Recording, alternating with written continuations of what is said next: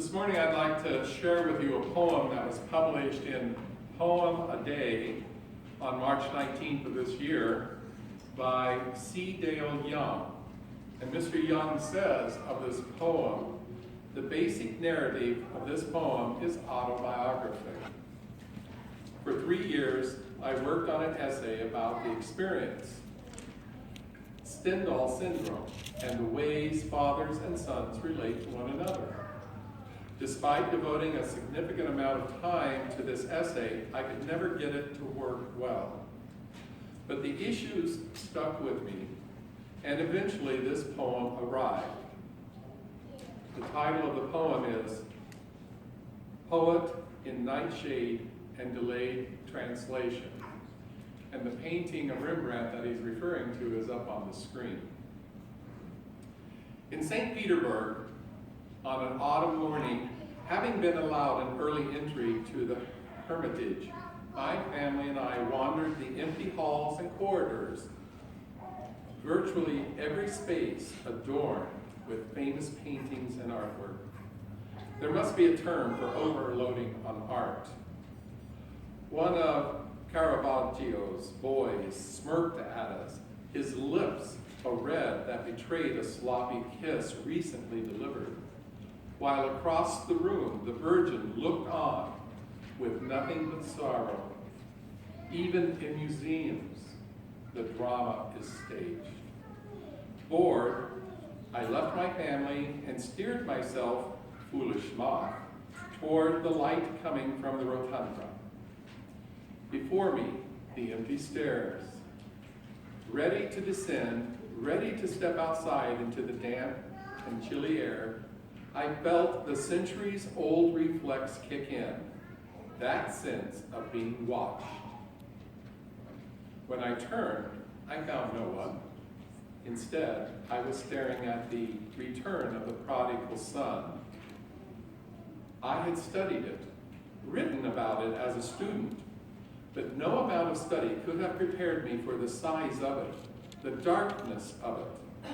There, the son knelt before the father, his dirty foot left for inspection. Something broke. As cliched as it sounds, something inside of me broke, and as if captured on film, I found myself slowly sinking to my knees. The tears began without warning until soon I was sobbing. What reflex betrays one like this?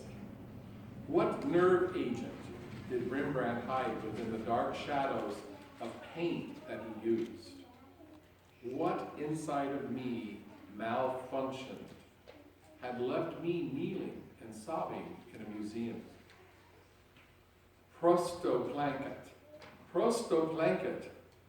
asvobabi sebia, said the guard as his hands steadied my shoulders. He stood there repeating the phrase until I stopped crying, until I was able to rise. I'm not crazy, nor am I a very emotional man. For most of my life, I have been called, correctly, cold. As a student, I cataloged the techniques, carefully analyzed this painting for a class on the Dutch masters. Years later, having mustered the courage to tell this ridiculous story, a friend who spoke Russian translated the guard's words to me. Just cry. Just cry. Free yourself. But free myself from what exactly? You see, I wanted this whole thing to be something meaningful. My falling on my knees in front of a painting by Rembrandt, a painting inspired by a parable of forgiveness offered by a father who lost his son. But nothing meaningful has presented itself. Even now, after much time has passed, I have no clue what any of this means. I still have not figured out whether or not I am the lost son or the found.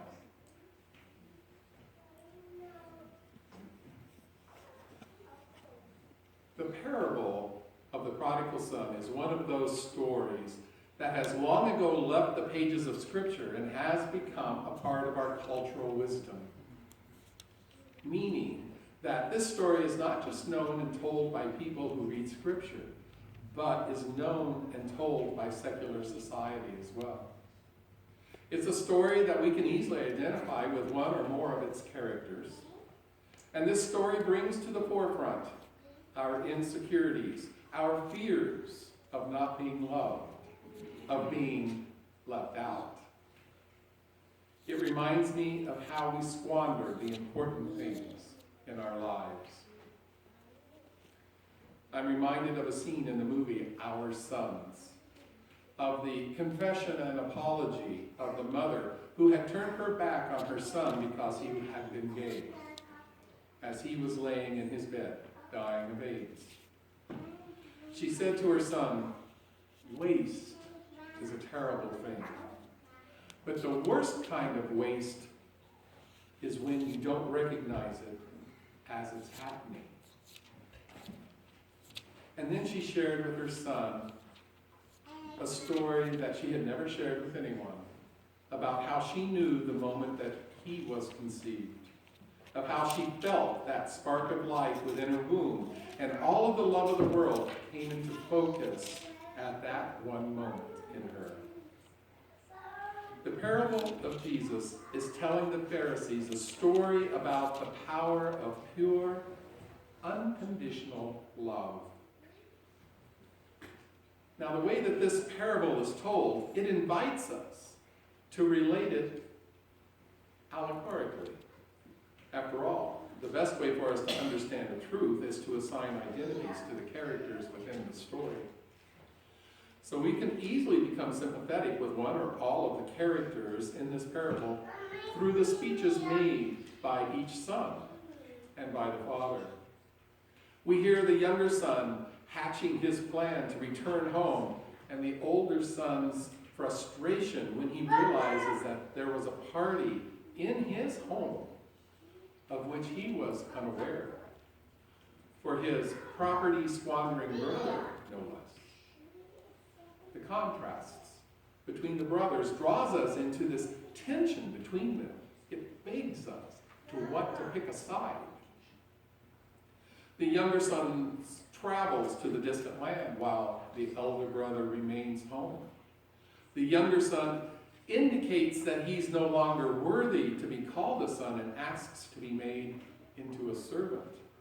The elder son describes himself as a slave, slaving away and always and never receiving anything. The younger son is dead and then alive, lost and then found. The older son is always with the father. The younger son is the guest of honor at the party, while the elder son learns about the party from a slave. It is through this narrative itself, it tempts us to distance these brothers from one another, inviting us to choose which one is more beloved of the two of them. And yet, if we look closely at this parable, the two sons are not the subject of the story.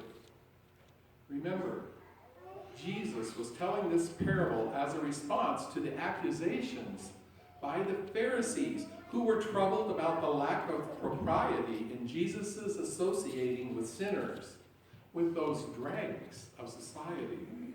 Jesus wasn't just allowing the entrance of anybody to hear his teachings. He was allowing dishonest tax collectors and notorious sinners. Those are very strong words. These are the people that religiously pious said God refuses, does not allow into the family, is unfit and unworthy to receive God's fellowship, to receive God's love. The subject of this story is God. And it is portrayed through the actions of this father. The father's love for his son who left the family is so great that he was always looking to see if his son would return. And when he sees his son coming home, he does not just wait for the son to reach the house, but crosses the threshold of the front door and goes down the road to greet his son. There are no conditions attached to the son's return. The son is brought back into full status within the family.